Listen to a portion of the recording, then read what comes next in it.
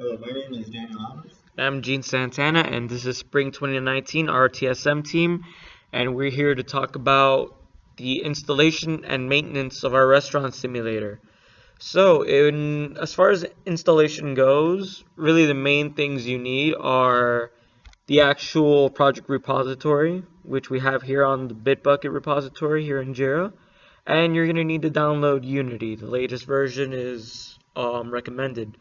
So if you go to our repository, or where it is that you find our repository, you can always go to master right here, click on these three dots, and download, and you'll be able to download a zip file containing our latest version of the project. So it's going to be right here in whatever downloads folder you have.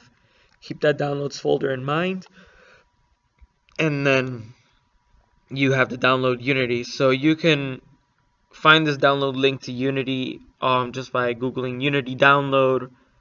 You go here,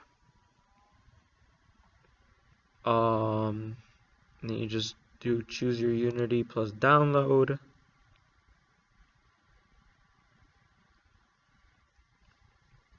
And you're gonna want to hit up the free trial, the personal, try personal. Well, it's not a free trial, actually, it's just a free version. So yes, then you accept the terms. Here, right here. Download Unity Hub. Okay, I believe it's just, yeah, it's Unity Hub. So yeah, you do that.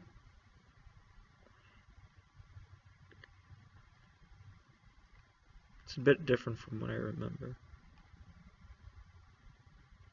But yeah, and then you run the installer right here.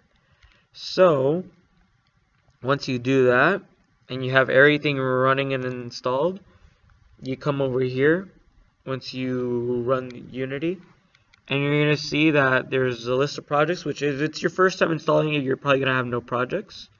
So what you would have to do is go to Open, and you would have to look for that repository you had just downloaded. You have to unzip the repository, and then on that project folder, just click on the project folder, like say for example this, and then just open.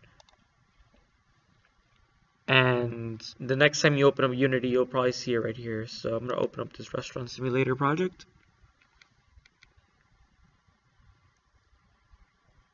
And just give it a couple of minutes.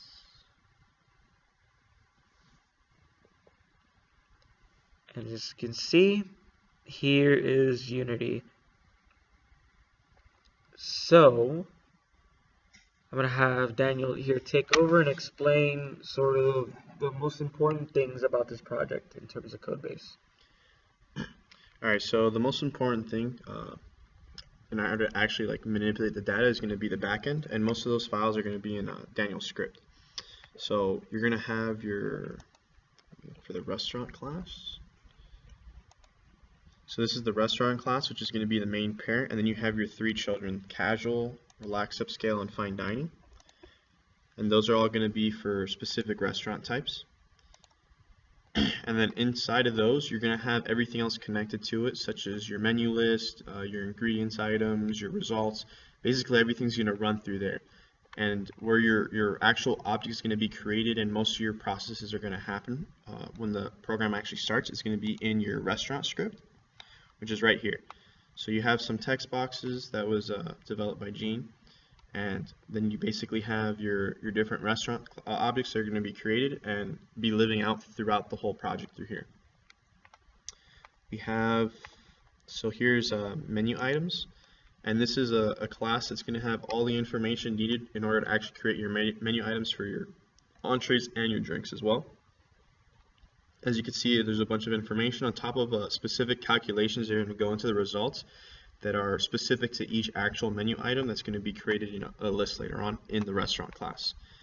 Here's a small database, which is our ingredients class, and this essentially has all the recipes, the ingredients, the quantities of ingredients, the prices, basically everything that's going to be needed for information. And you'll probably be expanding on this in later iterations if the product owners want it. And then you also have your demographic script, which essentially is the little top right hand part of the actual screen, where it generates a bunch of different households, adults, children, and you also have a household class for each specific household and the components with it. And this will also be changed, because right now we have it set so it just randomizes stuff, but later on we're going to have to set it so that way an administrator could choose specifically what's the total population, how many households, average income.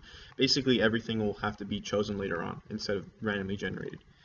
And here in GeneScript, it's going to be most of the UI elements, as well as the simulation manager, which essentially runs the simulation, and when it runs the simulation, it'll count the days, the time, determine whether or not it's going to do the calculations to be generated in the results and the income, as well as if so many days have passed that it's going to deduct the building lease, and so on and so forth.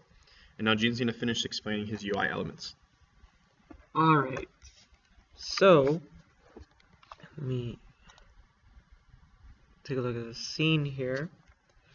So basically the UI is constructed using a lot of parent and children sort of placements. So one key fundamental of Unity is that all these UI elements like panels and text boxes and toggles, they're all game objects. And each game object starts off as a parent game object. If you start adding things inside a game object, like for example, you see demographics panel is a game object, but there are other game objects inside of it. So those are pretty much children objects of that parent, which means that they'll be able to follow the parent around wherever it goes in terms of position. This is great for organization, not only to keep your hierarchy clean, but in case you need to move the entire, let's say, demographics panel, all the elements within that demographics panel move alongside with it. As you can see here, it's just layers of text and labels, just children upon children layers for organization. And one other thing to note is that each button right here in the code has a listener to it. If I can get a good example right here. For example, this b.onClick.addListener is for the add button. And pretty much every time I click on the add button for, let's say, adding a menu item to the menu, then it starts executing this block of code. So that's another really huge concept for UI programming here, as this is used a lot in this project. As for other things, always make sure to create prefabs for certain game objects that you're creating, so that way in case you ever need to use that exact same game object, you can just drag and drop it right here. This can save across scenes, so, and it'll keep all of its attributes. It's just as if you were duplicating it, basically. And I believe in terms of installation getting started, this is the, oh wait, one more thing. We have this Unity collab setup where pretty much to avoid merge conflicts in Bitbucket, this Unity specific version control has it so that way we're basically working on the same project in the cloud, and it's constantly bring our changes together, so that way we don't have to go into metadata files and change stuff. So to do that, you would need a Unity account, which you would need to set one up in order to use Unity. And you would have to go into the Unity site, log into your account, and just sort of set up a collab project, which I think Unity has good resources on how to start that as well.